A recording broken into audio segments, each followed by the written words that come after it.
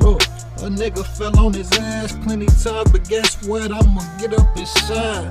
The difference between me and them, I'ma continue to grind. I won't stop, it's just a matter of time before I get mine. Yo, what's good with y'all? I hope y'all having a beautiful day.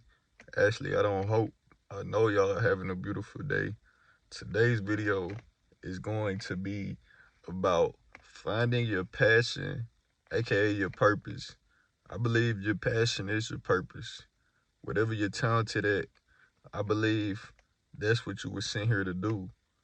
And now, the first step I would say to finding your passion is simply, what do you like to do?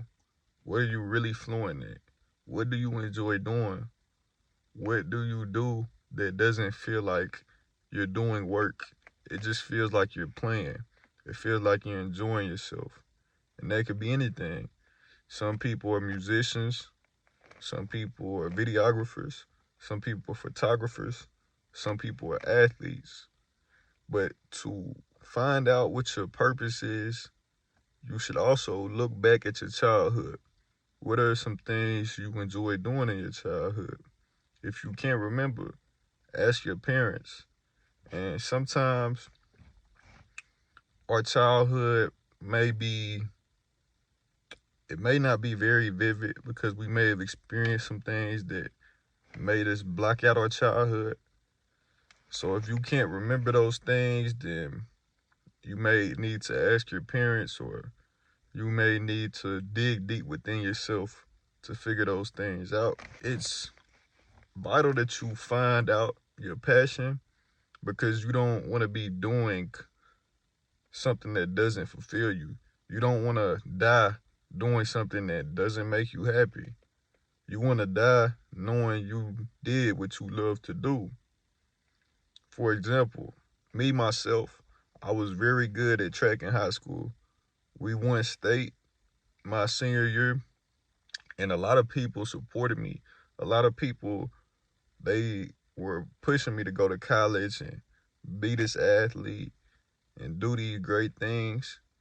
And don't get me wrong, I had a deep love for track, but it's like that wasn't my main priority. My main priority was to make a change through music, to reach people through music. And once I actually stepped into my passion and I went after what I wanted, a lot of people stepped away from me.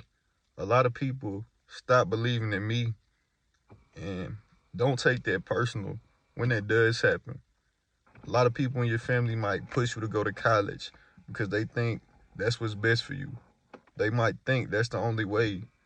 But understand that your happiness is what really matters. You don't want to be living a life for somebody else. You want to be living a life that truly makes you happy. Because at the end of the day, even if you only have one or two people supporting your passion, even if you have nobody, at least you're happy doing it. And in the process, you will come across people who support you. You will come across people who resonate with you. Just be patient and continue to put in the work. And remember, practice makes perfect in anything. Repetition makes perfect in anything. The more you practice your passion, the better you'll get at it. Take your time, don't rush it, and always believe in yourself. That's the number one key, to hold on to faith, even when no one recognizes your greatness. You have to. You have to hold on to your faith. You have to believe in yourself.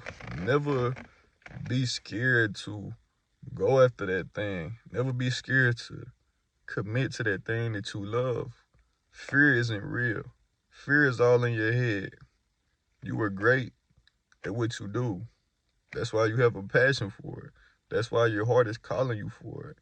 That's how you understand that if something is really for you, if your heart is pulling you towards it. You could be good at something else. You could be making money at something else. You could even be getting offers playing football. You could be getting offers playing track. But if that's not what your heart is calling you to do, then don't do that. If your heart isn't calling you to go to college, then don't do that. Don't live a life just to make other people happy and not to repeat myself.